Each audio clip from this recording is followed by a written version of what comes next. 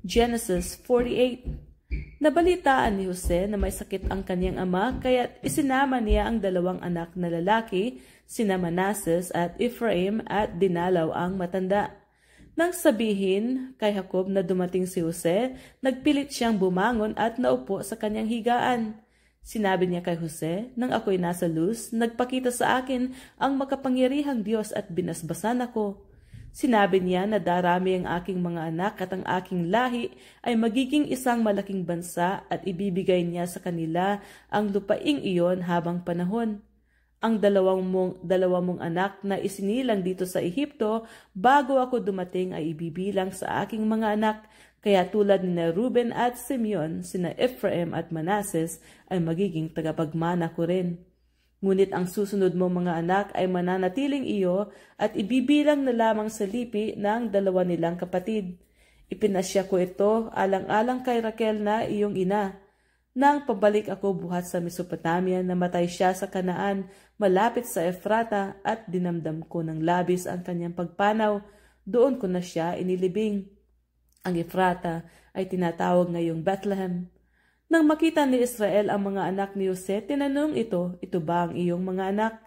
Opo, sila po ang ipinagkaloob sa akin ng Diyos dito sa Ehipto, tugon niya.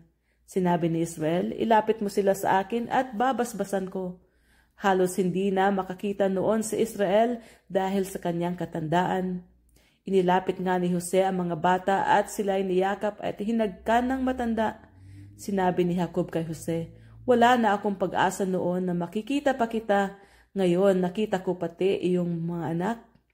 Inalis ni Jose ang mga bata sa kandungan ni Israel at yumuko siya sa harapan nito. Pagkatapos inilapit niya sa matanda ang dalawang bata, si Ephraim sa gawing kaliwa at si Manases sa gawing kanan nito. Ngunit pinagkurus ni Israel ang kanyang kamay at ipinatong ang kanan sa ulo ng nakababatang si Ephraim at ang kaliwa sa ulo ni Manases at sila'y binasbasan. Pagpalain nawa kayo at palaging subaybayan ng Diyos na pinaglingkuran ni Isaac at ni Abraham, ng Diyos na sa akin nangalagat pumatnubay simula sa pagkabata at magpahanggang ngayon man.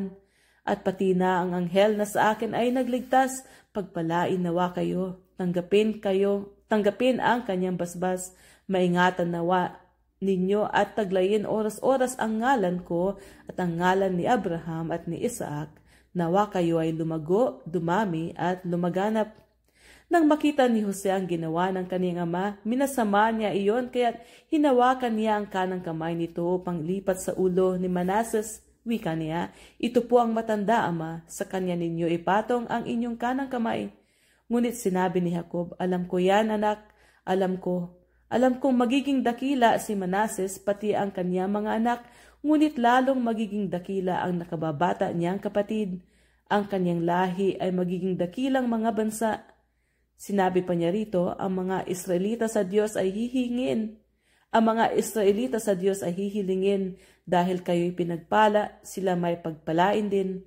Sa kanilang kahilingan, ganito ang sasabihin, kayo nawa ay matulad kay Ephraim at Manases. Sa ganitong paraan, ginawa ni Jacob na una si Ephraim kay Manases. Pagkatapos nito, sinabi ni Israel, Jose, ako'y mamamatay na, ngunit huwag kang mababahala. Sasamahan ka ng Diyos at kayo'y ibabalik niya sa lupain ng inyong mga ninuno. Ikaw ang tanging magmamana ng Shechem na nakuha ko sa mga Amoreo sa pamamagitan ng aking tabak at pana.